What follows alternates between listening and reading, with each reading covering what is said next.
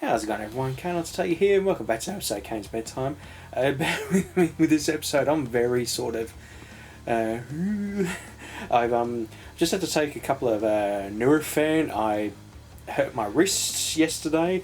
I was taking the bins out for bin night, and we got these new big recycle bins now, and I just tripped on my footing as I was going down my driveway, and yeah, just stepping on a rock, my foot gave way, and yeah, the bin kept going and pulled me down, and yeah, just pretty much landed on my side, my wrist catching most of it, and yeah, it's just a little bit sore, so took a couple of Nurofen, and I've also sort of recovering from my first COVID jab.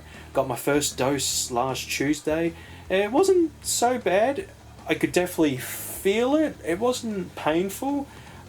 Mind you, everyone's different. If it's painful, it's painful. But I feel like people were saying it's painful. Not really painful. That you can just, it's there. You can feel it. It's almost like getting a zip right on your, your chin here. You know it's there, but it's not painful. So, yeah, a couple of days with that feeling. Saturday, I had first time ever I've had the cold sweats when I was trying to sleep. Yeah, I had just the sweats, but it wasn't heat. I wasn't getting in, I've gone, I can't think of the term. What's a fever? I didn't have a fever. I just had a really weird night of just getting the cold sweats, and yeah, I'm pretty good now. Apart from the sore wrist, landed on that really hard, and yeah, nothing bad has really happened. Nothing really to be sort of like no lockdowns this time, surprisingly, and yeah, I might just get straight into the good stuff. I should probably say I'm starting to change it up a little bit. I mean, Kayne's Bedtime was really sort of to talk about what I've been doing for the past month or so, but rather than, for example, like watching TV, rather than just put one episode down and say, yeah, I liked it, it was good, or like multiple episodes, I'm gonna watch the whole season and then talk about it in this video. The first thing I'll be talking about is Punisher Season 2. I finished it, and I moved on to finishing Star Wars The Clone Wars, like the animated series, and I thought rather than talk about just each episode I've watched of that show, I'll save it for the next bedtime when I actually finish the series and of the season, and then I can talk about my favourite moments, some negative moments. So I might start doing that from now on and see how we go. Rightio, first things first, I was at Punisher Season 2. Yeah, it took me a while to get through it. Like I mentioned, I loved Daredevil Season 2 when the Punisher was brought in. The Season 1 of The Punisher, when he got his series, yeah, it was alright. I wasn't a big fan of him completing his quest of getting revenge and then sort of, living on his own. He's trying to live his life and all that stuff. But apart from that, I quite enjoyed the rivalry of him and Russo. He finds out that he's responsible for killing his family, so he's like, I'm gonna make you feel pain and all that stuff. But yeah, I kind of struggled after that, and I thought Season 2, I'm not in a rush to watch it. But now I finally did it, and these are some of the... Do I do the negatives or the highlights first? I might do the highlights because there's more. So, first one. There was an episode where Frank infiltrates Russo's hangout. He's got a gang of war veterans, and he's convinced them, you gotta take back what's yours. You fought for this country, and these people look down at you. Fuck them. So he's got a gang now, and he has his hideout. So Frank found the hideout and he infiltrated. But then what ended up happening, so Russo and his gang really mess up the Punisher, but they weren't trying to kill him. They were trying to get him into his sort of berserk rage. And then what ends up happening, he's trying to catch up to Russo, and he's just firing blankly, Russo, trying to kill him.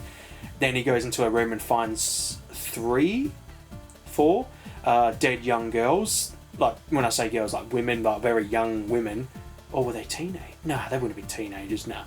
But, yeah, he killed them. Because he fired blankly and blindly, he wasn't thinking, and he ended up killing innocent people, and that really broke him down.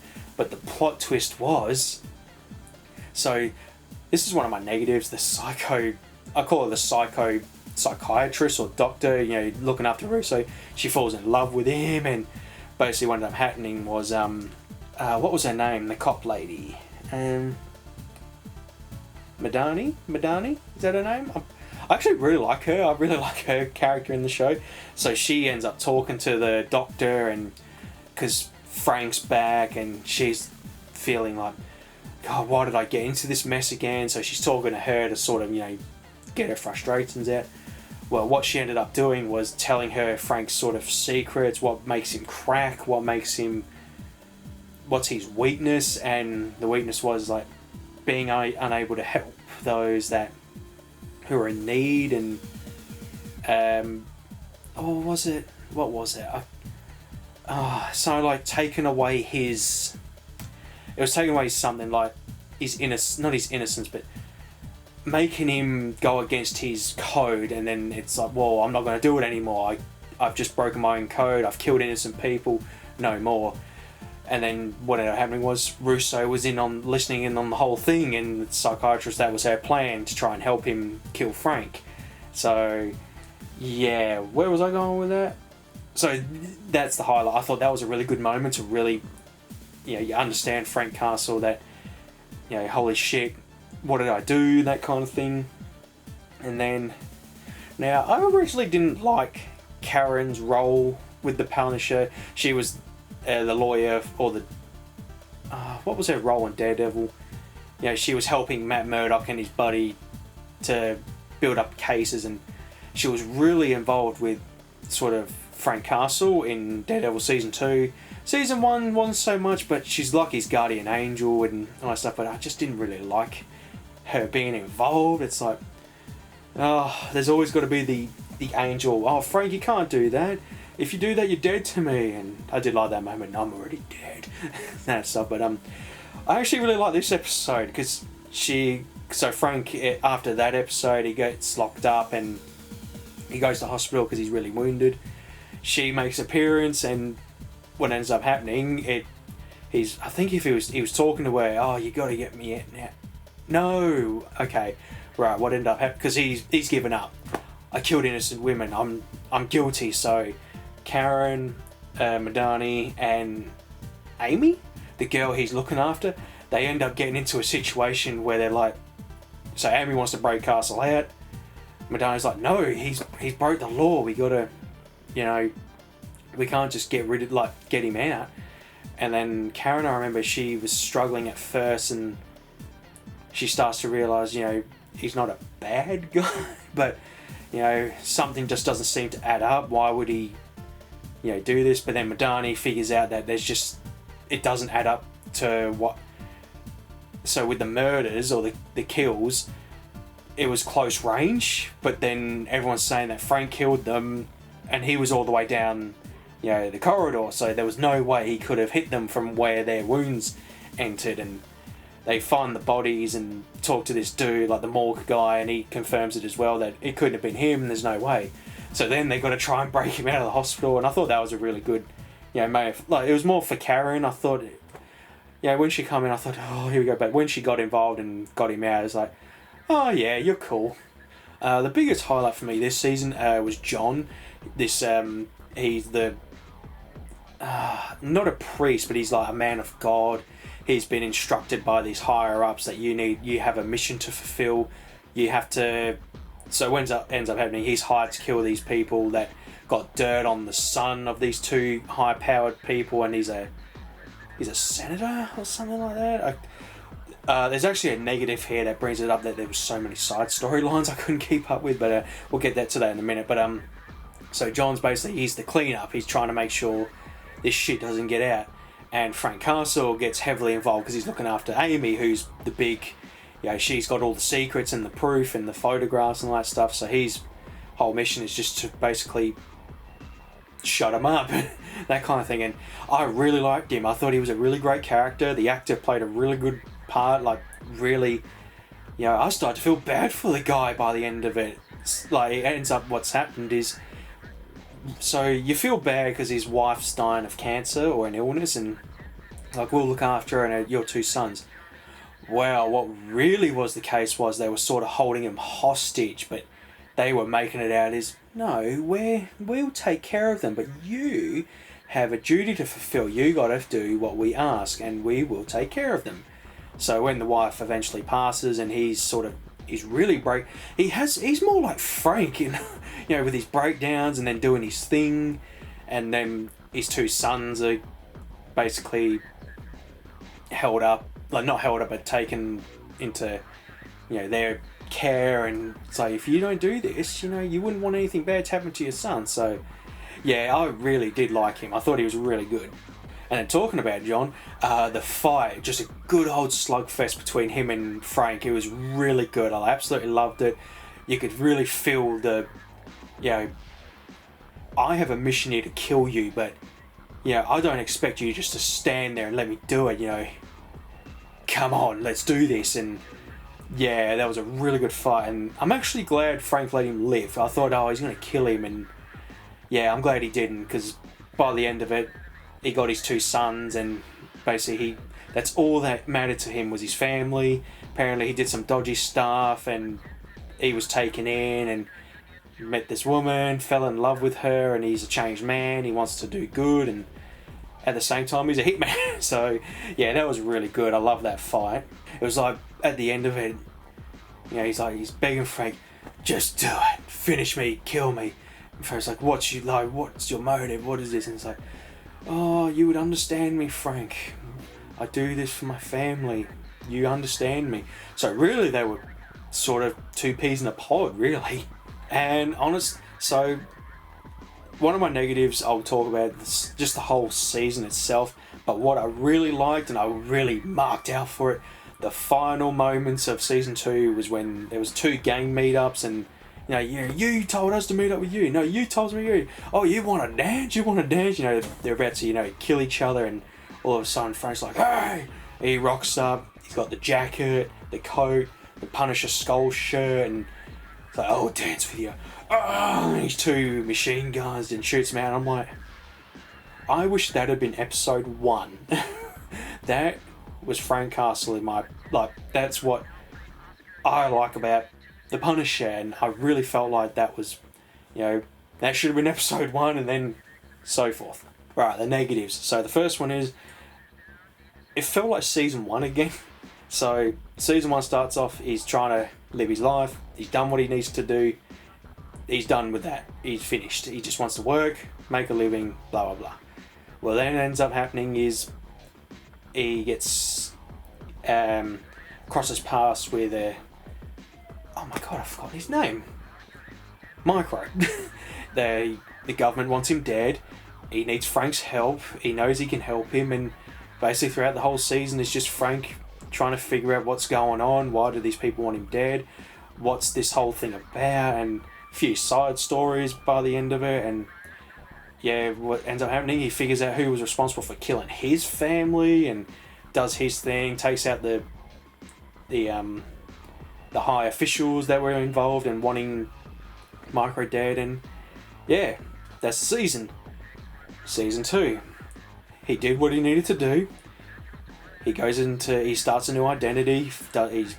He just wants to live a life, and he meets a woman, a bartender, they get intimate, and now it's like starting a family. Well, then he notices in the bar that there's this strange woman wandering around, like a young woman. These people are following her, and he's, what the hell is all this about? Figures out they're trying to kill her, so then he does his thing, kills them off, and, why do they want you dead, kid? What's going on? And what ends up happening, he's having to help her, and then he figures out that there's these dangerous people that want her dead, but then because he got involved, now they want him dead. So it just felt like season 1 again. And this is where I was talking about the final moments of season 2, where he's like, and boom, takes out some gang members. Now he's the Punisher, and it's like, the thing what I have with this Netflix, it's like they take so many seasons just to figure out and tell people who this character is, what his arc is. Most of us know who the Punisher is. We already know the story of his family, and they get killed by a hit and all that stuff. So can we just get to the Punisher? And there was a moment that really rubbed me the wrong way. I think it was Amy. She found out he was the Punisher, and she's like, "No, you're the Punisher. That's what they call me." I'm like, "Wait, yeah." And I went back. I'm like, "What did you say?" And he said, "Oh, that's what they call me." And I'm like, so he's not even the Punisher. He's just a guy going around killing people. He doesn't want to be known as the Punisher, and that just sort of, no, that's not what the Punisher is about. In the comics, he knows what he is now. He almost got killed. His family killed. Well, now everyone that's guilty is dead. People took my family away, left me for dead. Now you're dead. If you're guilty, don't cross paths with me, you're dead. And funny enough, the next topic, I noticed he let a lot of people live. Like, there was a few, apart from John. I'm glad he let John live, because that was shit. It just made sense to keep him alive. But yeah, he got very friendly with people.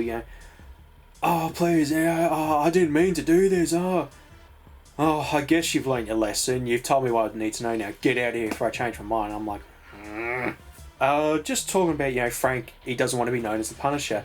Billy Russo, Jigsaw. I wasn't a fan of the amnesia thing, and I certainly wasn't a fan that they didn't really give him the alias Jigsaw. I mean, they made mentions of Jigsaw, and, it's like, you're like a jigsaw, we're putting you back together, and it's like, he's like, oh, I feel like I'm a jigsaw puzzle, or there's pieces missing, and all that stuff, but, yeah, I wasn't really a fan. And then it got a bit, I don't know, it just felt very poetic, Frank, you did this to me, you're my brother, you killed my family. Oh, well, you must have deserved it then. Like, that's not what happened, but that's just what it felt like. I felt like it could have been, what I think what it is, I like Punisher Warzone Jigsaw. I thought that was a really great portrayal of Jigsaw. Got the look down and just the psychotic behaviour of him, and I think I was just expecting a bit too high. Talk about Russo. There was no big blow-off fight with Frank and Jigsaw. I mean, the biggest thing with the season was, should Frank have killed him? Madani, yeah.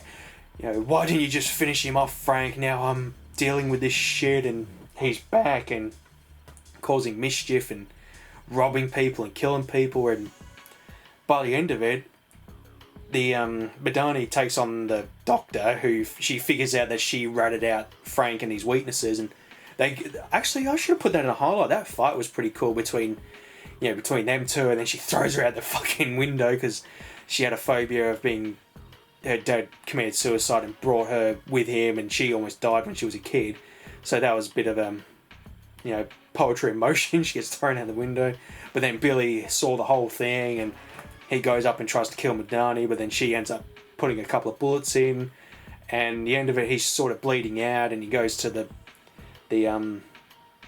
I forgot that guy's name now. Frank's a war buddy, and he talks to people like war veterans, like with PTSD and stuff, to try and let them cope in the real world. And he goes, like, Russo goes there, and he's bleeding out, and he rings him up. I don't want to die alone, man. I don't want to die alone. Well, the guy told Frank, so he wants to do the right thing and finish him off, and Russo just pretty much talks to him. Oh, look at this. Can you believe this, man? You're here. Oh, maybe you let me leave. And then Frank just shoots him in the head, and Madani and this other cop, it's like, oh, wonder what happened here. Oh, well, it's obviously Frank Castle, and the two of them were like, who? So, yeah, I wasn't really happy with that. It just felt like trying to tie up loose ends, basically. I added this one in. The whole psychiatrist doctor falling in love with a psycho is a bit overdone these days. I mean, Joker and Harley Quinn, enough said. And I just, as soon as I saw her and she was, interviewing him, and Madani's like really on his ass about it, and he can't remember, and she's like, you have to understand, he's a broken man, he's a human being. And I was like, she's gonna fuck him. Like, God. Last one, this one was sort of minor.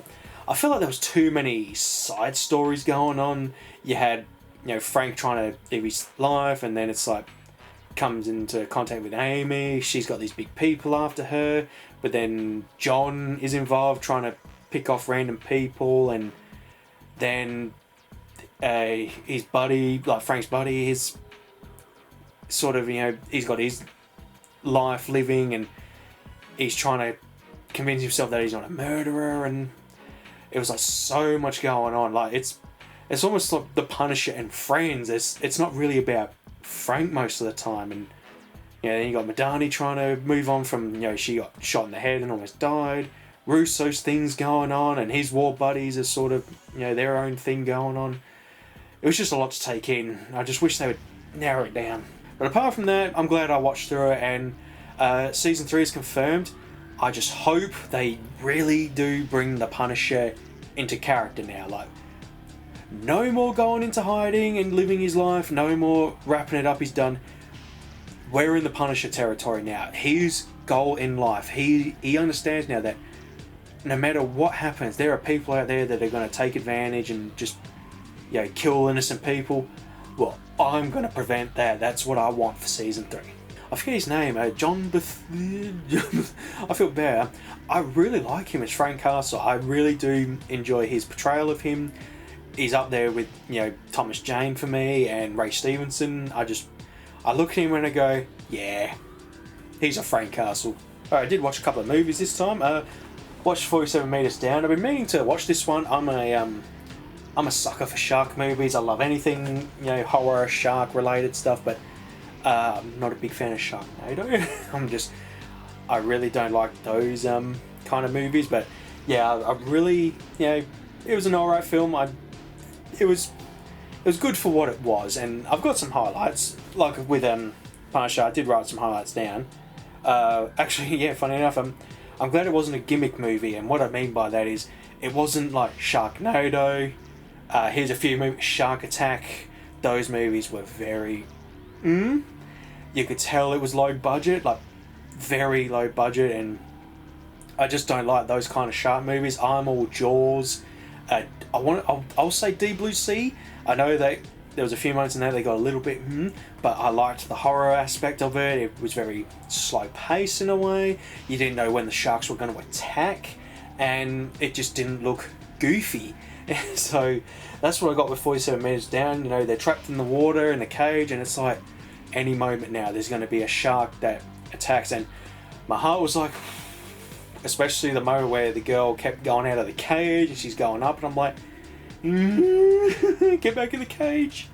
I really like the deep water bit, so they're trapped and they can't get contact, but then they see a flashlight in the distance, so they think, well, we've got to go over there, then it might be either help or something useful, so one of them goes over to go and grab it, but then she reaches the depths, so there's like I forget what the term's called, but basically you could be on the bottom floor, but then all of a sudden there's just a drop and it's pitch black, you can't see anything, and I got goosebumps as soon as she started swimming over. I'm like, oh, I'm actually getting goosebumps now, holy shit. Yeah, just that bit I thought, holy shit. But yeah, nothing really happens, but I just loved the intensity of that moment. I thought, oh shit, oh shit, oh shit. And see, I'm very dumb, like things just fly over my head. So I know the last highlight for this, it wasn't like an epic movie. It was a popcorn flick. I enjoyed it for what it was, so there's not many highlights, but the twist at the end, and at first I didn't realise, I completely forgot. So there was mention that they were sending more oxygen down, but be careful because you can suffer from nitrogen poisoning, you hallucinate and stuff. But there was a moment at the end where, so one of the girls gets attacked and she's presumably dead, but then she contacts the other girl, oh, I need help, there's sharks swimming around me, help me, help me. So she manages to get out. Her leg's trapped, by the way, she can't move, so she manages to get out and get to her. And I started really nitpicking the movie. I'm like, hang on a minute. So a guy gets killed, she somehow survives. She got really taken out by a shark, and I thought, oh, how come she survived? What the hell? That's a bit dumb. Then, they're swimming back up, we can't wait any longer, and it's like, hang on, she's bleeding out. Where's all the sharks that she said there are there, like, swimming around? This is, you know, what happened? They've really dropped the ball here. So then they're swimming up, and then there was mention that you can't just swim up. You can't just, you know, when you're that low, you gotta time it a bit. So once you reach a certain limit, you gotta wait 5 minutes so your body, you know, the oxygen in your body can sort of set the temperature. Oh, I forget the term. So your brain doesn't bloody blow up or whatever. So they just kept swimming. I'm like, what? So then they finally get up to the boat. And I'm like, oh, well, that's convenient. Then this one actually made me jump. A shark comes up and bites the one in the one who had a leg trapped, I believe, in her leg, and really taking chunks out. And I'm like, oh, holy shit! So they get her up after getting the shark away, and I thought, wow, that was intense. Now she's probably going to die.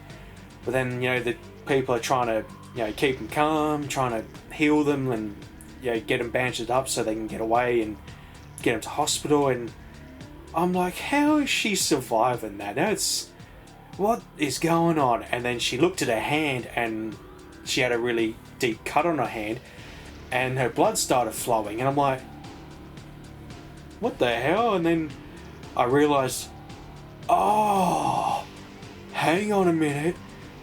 That nitro poison the dude was talking about? Those events never happened. She was still trapped in the cage. She was laughing because she was drunk because of the poisoning. She didn't save her friend. Her friend was dead, and she never got out. And I was like, oh, that was a good twist. I completely forgot about the poisoning, and yeah, it flew over my head, and I was like, holy shit, that really, you know, that was like, I mean, it wasn't like Sixth Sense, but to me, like, at the moment, I was like, oh shit. So yeah, that was an alright movie for an hour. I think it was an hour or 2 hours. No, it was a bit under 2. So yeah, I had a good time with it in the end. Right, my negatives were the hallucination. I actually don't have negatives, but the hallucination, you know, the girl survives the shark attack and she's swimming up. Well, it didn't happen, so I took them off. Alright, next movie. I saw The Suicide Squad. I thought I'd bring my Harley Quinn statue here just sort of for the occasion. I loved the hell out of that movie. I had such a great time. I saw it last Friday. It's now Tuesday? Yeah.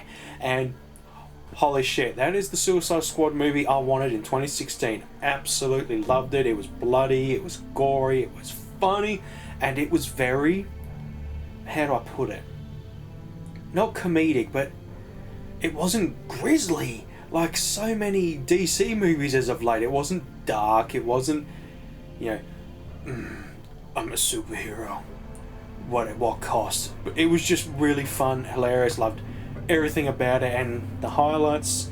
So I couldn't really put every highlight down, so I thought I'll just say I really enjoyed the movie. But so my first highlight was I loved everything, absolutely had a good time with it. My second one, I keep forgetting her name. Is it Margot Robbie? Is that, yeah, Harley Quinn? The 2016 Suicide Squad with her, not a fan. Did not like her as Harley Quinn. It got to the stage where I was like, I don't want her playing as Harley Quinn again. I just did not enjoy her as Harley Quinn. I thought it was really, really bad. And it wasn't just her in that movie. I just didn't like anyone apart from Boomerang. I thought he was a really great character. But yeah, I thought, oh, really, we got her as Harley Quinn again?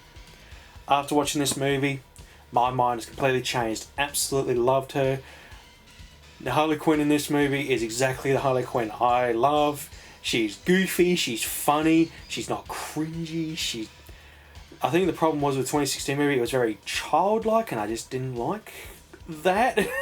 And the outfit sucked. I really hated the outfit. I just couldn't get behind that bloody outfit. It was ridiculous. But this one, loved her outfit. Reminded me of this statue, which is my favourite Harley Quinn statue. And she was just absolutely hilarious. And yeah, I want Robbie as Harley Quinn for the future. Every time there's a Harley Quinn movie, I want her as Harley Quinn. Absolutely loved her, and I apologise for being so, hard on her in the 2016 movie.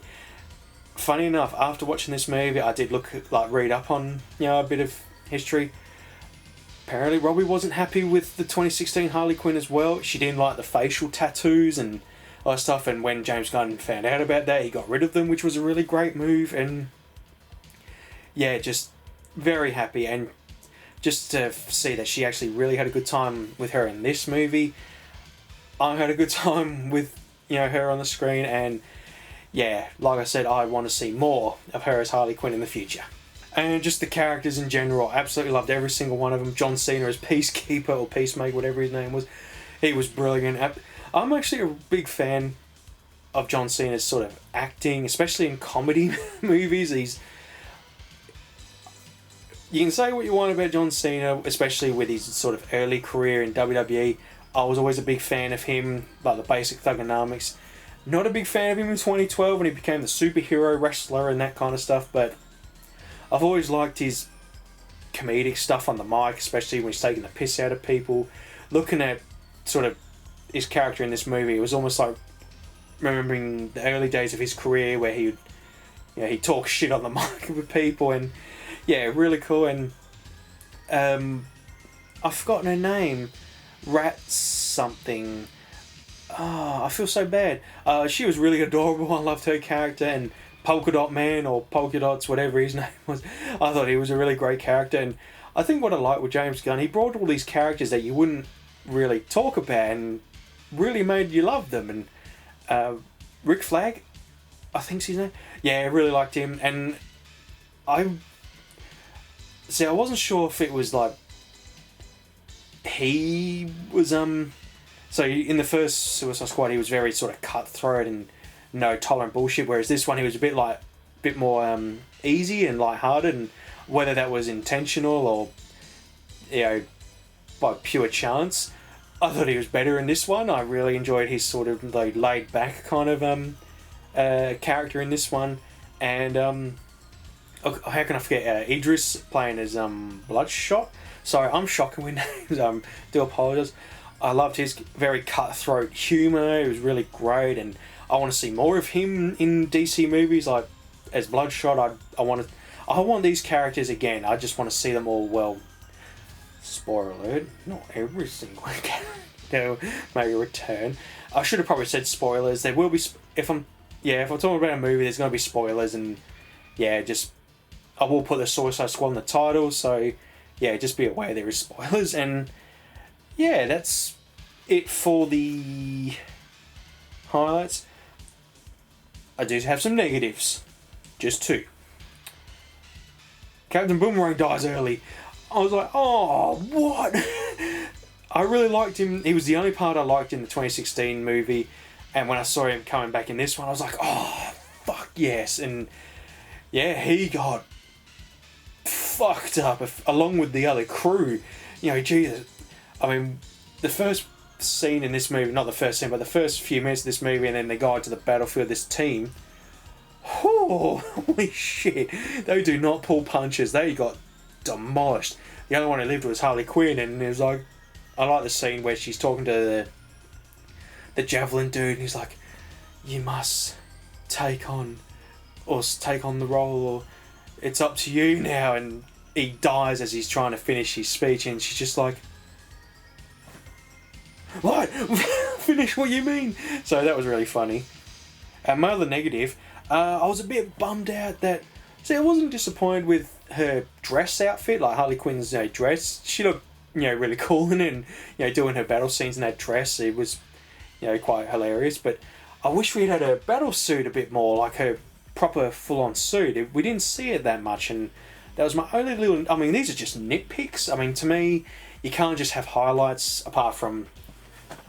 Actually, well, what's a quicker negative? I wanted more sharks. Right, there's a negative. So, to me, you got to have a highlight, you got to have a negative, and that was just, nitpicks and really funny nitpicks, if you know what I mean. Boomerang dying early on, because he's actually my favourite Suicide Squad member. Harley Quinn doesn't count, because I love her either way, so can't really be biased. But, yeah, he's my favourite member, and I thought,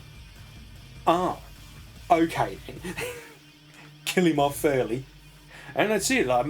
I mean, I could go on all day, but basically, I love the movie. I want to see it again when it comes out on DVD. I'll get it and I'll watch it again.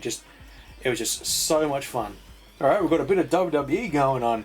I'll try and get through this as quick as I can. There was a moment Mark Henry almost got spiked when he got 3D'd by the Dudley Boys. It's like he got lifted up first, but then he was coming down early, and when Bubba was trying to get his head, he just sort of went spiked. So that was like, holy shit. The famous moment where the Dudley Boys put Mae Young through the stage, jumped off the stage and powerbombed her through the tables, and the famous hand grab on his leg, and then if I remember, she farts on him. And this was a really good. Dean Malenko defeats SREO for the light heavyweight title. Now he's the light heavyweight champion. Oh, this was bloody brutal. Lita tries to do the Hurricanrana to Eddie. He catches her, and he didn't just put her down with a powerbomb. He slammed her into the mat, like not the ring mat, the bloody outside, and the crowd. You can hear them go, "Oh!" Like holy shit. She took a bump and a half, with that powerbomb. Vince McMahon returns since September, so we're in March. A couple of weeks before WrestleMania, he returns because he's sick and tired of Shane, Stephanie, Triple H sort of ruining everything. Slaps the hell out of Triple H when he gets, when he walks in, and sorry, my nose keeps itching. So I'm trying to, and he comes in, interferes with the match because if The Rock lost, he wasn't going to go to WrestleMania, and it was his career on the line, if I remember. Yeah, then Vince rocks up, slams Shane with a chair, and The Rock wins 1, 2, 3. He's going to WrestleMania, so that was a really good moment.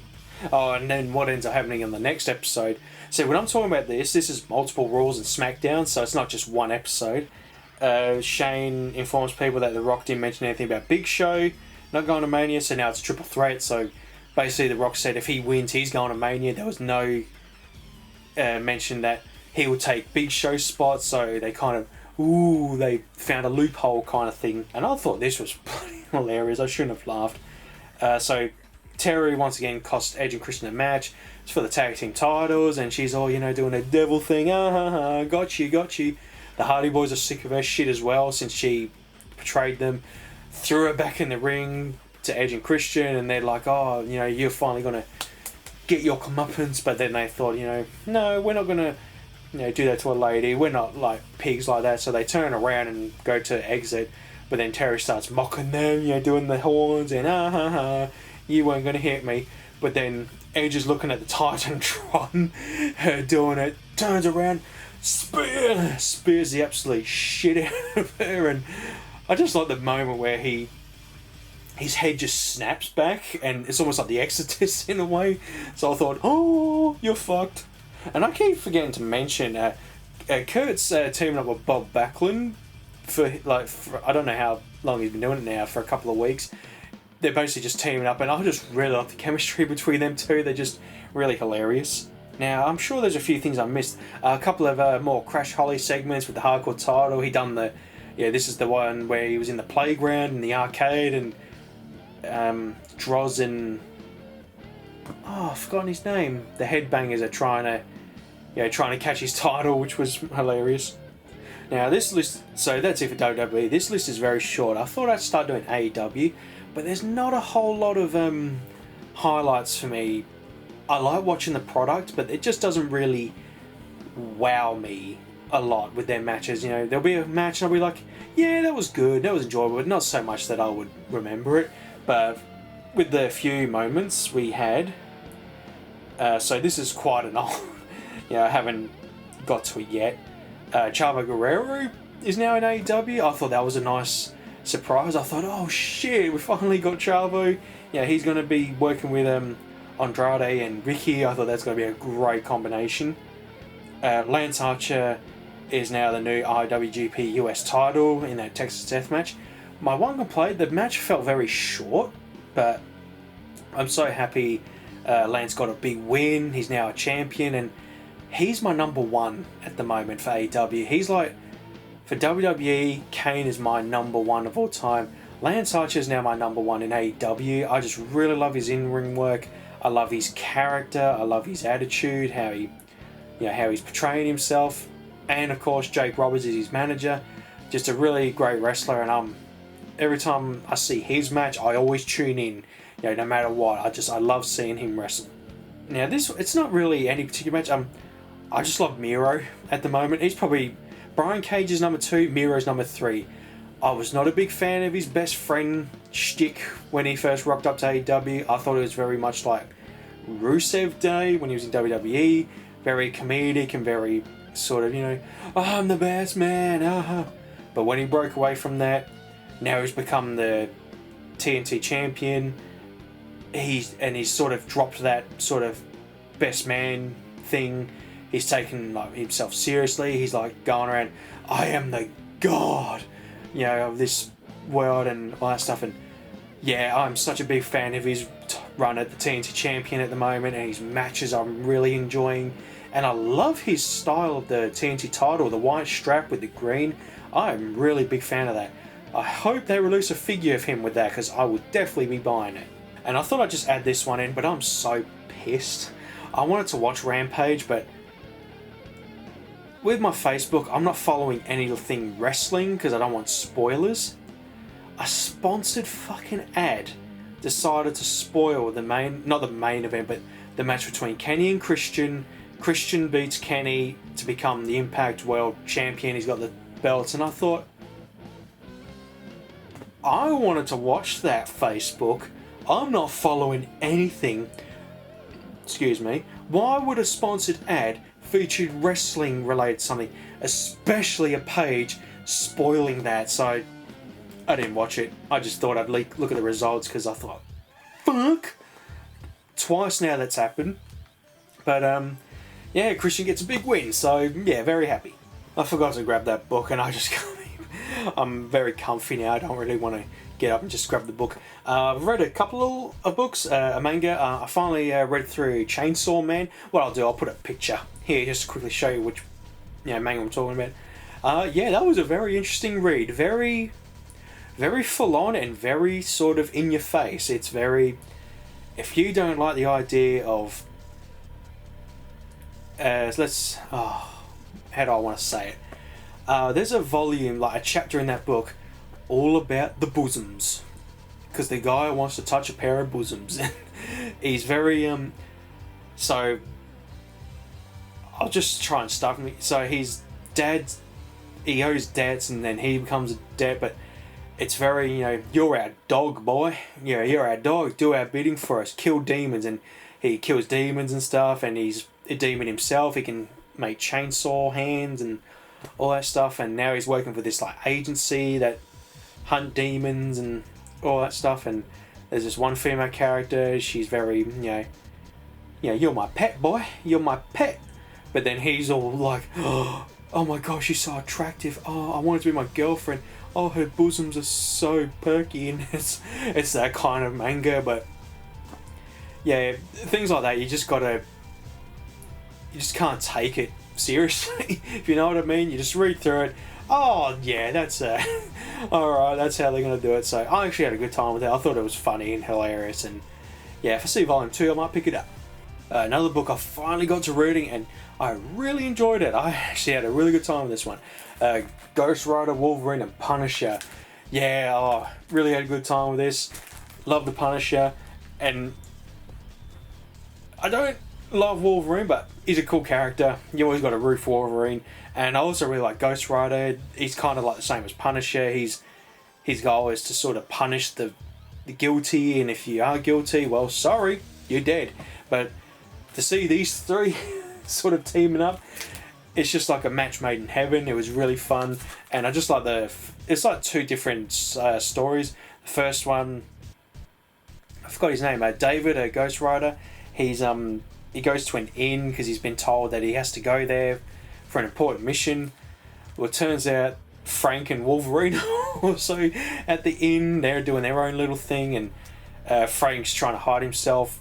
You know, he's trying to hide his identity, and he does a pretty good job. He grows a mustache.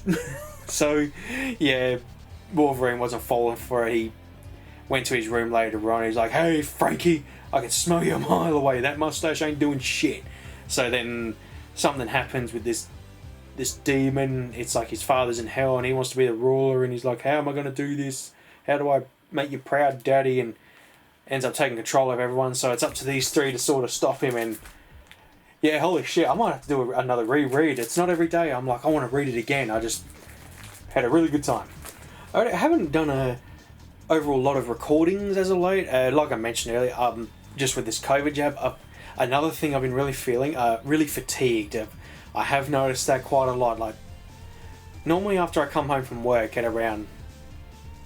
So I get off work at 7, I'll do some Pokego hunting at 7 till 7:30. Normally by 8 o'clock I'm ready to sort of do something, I'm pumped, I might do a recording, might watch something first before recording, and then I'll record at 9:30, but yeah, last week or so it's just been very...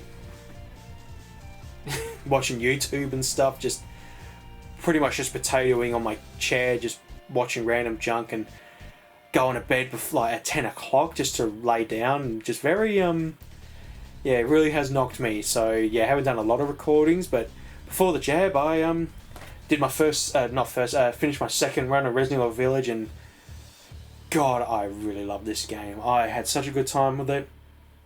I've also done a lot of offline stuff now, so I'm trying to do all the challenges now. I've just a great Resident Evil game, really loved it. And yeah, I've just done, so I'm going through casual, just trying to do all the side stuff, defeat all the bosses within a certain amount of time, look for all the goats. I just need 2 more. Look for I can't believe I missed one toilet. I'm spewing. So I just did that one. I finally done that challenge. What else did I do? I was really annoyed. I was looking so hard for notes and I missed one again with the second run. I was like, oh, what note did I miss? I'm sure I looked everywhere. I didn't look on the note on the fridge at the beginning of the game. As soon as I finished the recording session of the last one, I thought I'll just jump in and start trying to do the notes and all the challenges. First note I read, trophy unlocked, you've done all the notes. I'm like, fuck. It was right there. But yeah, just having a really good time, just doing all the challenges, and got to do the hardest difficulty, and then Mercenaries. Looking forward to that. I know the highest rank's SS, but for my first level I got an A, which I was really impressed with. Tell you what, I completely forgot. I actually did a session of Golf Story as well. I managed to get another session in, and oh boy, there was a few challenges there that really give me a run for my money. I really struggled, and yeah, that session was probably only going to be an hour just because of the cut down. There was one, I can't remember the other one, but there was one where you had to chip it into the hole, and it's like, you get it in, so there's the hole, chip, oh, try again, chip, oh, didn't even reach it, right, do it a little bit stronger, chip, just, oh, the controller nearly broke in my hand, but finally got through it, and I thought I'll just end it for the night and I'll pick it up again another time. And yeah, I think I'm pretty close to finishing. There's no many, I think I've done all the island, like all the sections, and now I just got to win the big tournament. I played a few different games. I jumped into Immortal Realms after my video game treasures marathon, and ooh, the tutorial was really friendly. I got my ass kicked on my first campaign or my first mission, and then the bad thing is, so what ended up happening, so you do the whole, you got to take over certain areas of the map, a bit like a chessboard or a checkers board, you go through, and then there's side stuff, and I thought, oh, okay, what's the side stuff? If you take out this big beast, it can help you later in the game, and I thought, oh, I want to do the side stuff. I got my ass kicked really bad, lost a load of my troops, and, well, not a load, but like 2 of my troops, so I was just down to me and my one other troop. And then I got my ass kicked with a bunch of soldiers, and I thought, oh shit, okay. But then you got to restart all over, like the map again. I'm like, oh fuck. So I've got a lot to learn before I can really sort of, jump back in. I haven't played this in a while, but I just jumped back in. I just fancied playing a random game. Subnautica. God, I love this game so much. It's definitely in my top 10. I actually got stuck. I don't know what to do. I've done most of the objectives, but now I'm just stuck. So I'm trying to sort of farm for stuff and just work on the base and unlock things that I haven't unlocked yet. You know, trying to get certain minerals, and yeah, just it took me a while to actually get back into it because I wasn't sure what to do, and my base was going down quick, and then I realised I had to feed my my bioreactor with live organisms, and yeah, I'm actually thinking of restart and maybe doing a playthrough because yeah, just such a beautiful game, and I love the soundtrack. I really love the soundtrack. I use that soundtrack so much in my videos. You'll probably notice every time that, you know, whether it's an unboxing, whether it's a vlog, I always use those songs. They're so calm and soothing. I tell you, Laced Records made a post once where they said, "Oh, if we were to make a record, what would you like to see?" And I said Subnautica would be great. I'd love to see that. So as soon as Laced Records ever do that, I'm getting it. Alright, unfortunately Pokemon Sword has been sort of pushed to the side a bit because I've played a hell of a lot of Pokemon Snap. I did one recording session and then I realised, yeah, I don't feel like recording this one. This is more like a, you know, just to play a couple of missions when I'm, you know, not doing anything, and every night I'll go to bed, I'll play one mission, try and get as many pictures, and then I end up not being able to put it down. I want to keep going, and oh shit, they come out of nowhere. Sorry. One of my favourite moments, and I was just like, oh. Onyx is in the game. The desert level at night. It's going through, and I'm like, oh, I hope I find Onyx. And there was Onyx. He was having a sleep. Took a picture, woke him up, and then there was other Onyx, and I was like, yes! My number one favourite Pokemon is in Pokemon Snap. I'm so happy. So, yeah, I'm having a good time with this game, and just... It's a weird saying. I don't mean it as a horrible way. It's just a great game to sort of waste time on. You're not paying attention, if you know what I mean. You don't feel bad if you miss a picture. You don't feel shit because your picture's not in the right spot. You just jump back in and try again. And I mean, sometimes I'll go in just to take the picture of one Pokemon, and I'm like, no, I want to get the perfect picture of that Pokemon. And yeah, so far my favourite level is the underwater part. That's a great level. I love anything underwater, and yeah, having a great time. Alright, I might save the Pokemon Go for the end. I just want to sort of talk about this first and then just worry about Pokemon Go at the end. Me and Luke jumped into Resident Evil 2, the board game. We did scenario 3A, and we're finally going to move on to the next scenario. It was our third attempt, and we realised that there was a bit of bullshit going on. Turns out that Steamforged Games have implemented a new rule for that scenario, that you can have 2 ink ribbons. Me and Luke got so lucky in that scenario. We found the 2 red jewels first, managed to take out the liquor and got the key, so the run was perfect. Bear in mind we made 100 mistakes. You know, that game's just very hard to, you know, really remember everything, but we feel like we did everything good, like there was no issues. We had a lot better run, you know, taking out enemies and stuff. We ran out of tension cards, and we used 1 ink ribbon already, and we were right by the door. Luke unfortunately rolled a die result that said draw 2 tension cards, and he managed to draw 2, but we weren't sure that if my turn, then, you know, does that count? Does the tension deck run out on the last card, or does it end when I have to draw the card? So we weren't too sure, but we were at the end and we ran out of tension cards, and I'm thinking to Luke, how the hell are we supposed to beat this scenario? I felt like we had such good luck. We, you know, got through it no problem, quite easy, and we still ran out of tension cards.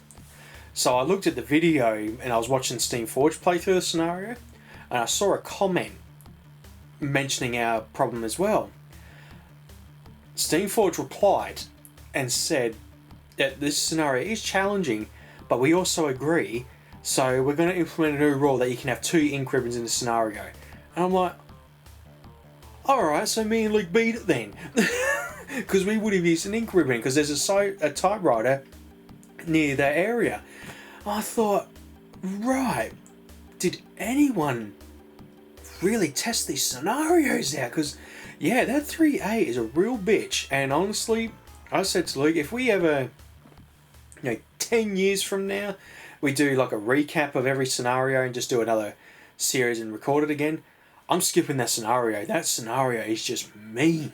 Alright everyone, let's end this off with some Pokemon Go. Had a few events these past month actually. We had the Ultra something I forget, the Ultra Unlock. It was like part 1, part 2, and I think part 3 starts tomorrow. We had the Eevee day event, which was really cool. Just sat there all day, catching Eevees, and got a few shinies, which I'm really happy about. So yeah, just a few Pokemon to talk about. And I tell you what, let's start this off strong. Got another Onix to my family. Very happy to see him pop up. I was like, oh, another one. I now have unknown letter U. I was hoping to get a shiny, but no luck yet. I was actually so excited to see the news, the news update revealing this Pokemon. Heracross coming into the raids, and he's region exclusive, so we're never gonna find him in the wild. And when I saw him in the raid, I was like, yes! So close to completing my my Johto Pokedex. I managed to find another shiny Weedle, so now I've got shiny Weedle and shiny Beedrill. Now I just need a shiny Kakuna, a shiny Anorth. I can never remember the pronunciation for that one, but just keeping on top of it with that, because so the first week or so, it was like part 1, part 2. Part 1 there was a lot of Anorths and Kabutos. I managed to snag a shiny Kabuto as well. I was just hoping to get another one so I could do Kabuto and Kabutops, but maybe another time. Alright, I can't remember if I got footage of catching Jirachi. Just finished that those quests, or the quest line task, whatever it's called. So another mythical Pokemon in my collection. And just bringing up those events, managed to get the legendary I can never get the name right. Dialga, and Palkia. And I think I got 2 of each, if I remember. Yeah, quite easy to grab. It wasn't a day where it was like trying to get them. I just got lucky, managed to get a couple. So yeah, just still on the hunt for that Groudon, just to get the I can't remember the dex line for that one. Just need that one for those legendaries. And I'm so glad I was going to buy the passes anyway. Now that I'm in Pokemon Go, whenever they do those dollar passes and you get the those tasks to get done, I always do them anyway. I'm glad I did this one, because now I have Sylveon. I didn't realise that Sylveon was going to be the Pokemon to complete the task list for that Eevee event, so really happy. Alrighty, I got a shiny Eevee. I'll just show the entire collection of Eevees I got. Amazingly, I managed to find a shiny Eevee in the wild. One day I was just going to head to bed, and I thought I'll just check Pokemon Go before I go. And an Eevee popped up, and it was a shiny, so awesome. And then there was a task event where you got a shiny Eevee as well. And then just the Eevee event, so many shinies, and I thought, this is awesome, really cool. And just keep that in mind, because managed to get the whole line of evolutions at the moment. I just need Leafeon and Glaceon, which I'm going to do the lures at some point. I just didn't want to do them and waste them. Once I have a day where I'm going to be Pokemon hunting, I'll do it then. But yeah, got Flareon. I'm really annoyed because I've got 5 of them. I evolved 5 shiny Eevees, because the tasks throughout the whole thing, it was like evolve 2 Eevee, evolve 3 for each one. So I thought I might as well do my shinies and hopefully get a set of each. And Flareon was my number 1. I just kept getting a Flareon. Vaporeon, so happy, it's my favourite evolution. And I managed to get 2, which is awesome. Jolteon, really struggled. I just needed a Jolteon, and the last Eevee, I thought, no, I'm not going to waste them all until I do the other Eevees and evolutions. Got Jolteon, and I'm like, fuck yes, because it's random chance for these ones, whereas every other evolution you can do it as long as you meet the tasks needed to do it. So yeah, very happy to get the original trio. Getting a Sylveon, I got a shiny Sylveon as well, which I really like the colours of that one. And of course Umbreon, really awesome. And Espeon. Very unique colour for Espeon, just green. And then the next Kayne's bedtime, I'll hopefully have a shiny Glaceon and Leafeon. Alright, I thought I'd save the best for last, because as soon as I got news that there was going to be a shiny of this Pokemon through raids, I thought, hope I can get it. I really hope, fingers crossed. And yeah, got home from work one day and just thought I'd check the raids, what's going on. And there was one raid happening and people were jumping in, so I got right in and I thought, right, let's do this. took the Pokemon down no problem, and I was one of the lucky ones to be met with a shiny Mewtwo. Oh, as soon as I got news, I was like, I really want a shiny Mewtwo. If there's going to be one legendary Pokemon that I want as a shiny, has to be Mewtwo. My next one will be Lugia, hopefully one day, but to get a shiny Mewtwo, so happy, because I was really bummed out when Pokemon Go at the time, me and Luke were into it. We were trying to get Mewtwo, and this was before those remote raid passes were brought in, so you had to go and find the raids, and there wasn't really areas to go for the raids, and not many people in our area were doing it, so I was really bummed out. I thought, I'm never going to get a Mewtwo. Well, finally got a Mewtwo when getting into Pokemon Go again. Now I've got a shiny Mewtwo, and not all. I managed to get 2. So literally the next raid, I thought I'd just jump in and, because I think Luke was trying to get one, I thought I'd help him out. Yes, because me and Luke just confirmed. I thought the shinies were selected. If you're in a group, you were picked, and then you get the shiny. Me and Luke got this shiny Mewtwo at the exact same time. So the same raid we were in, we both got one. So yeah, that 100% confirms to us that it's by chance. It doesn't select you, which I thought was, I was under the impression it was, but no. Luke got one and I got one, which was awesome, man. I got 2. Alright everyone, that's the end of this episode of Kayne's Bedtime. Thank you all for watching, and you all have a good night.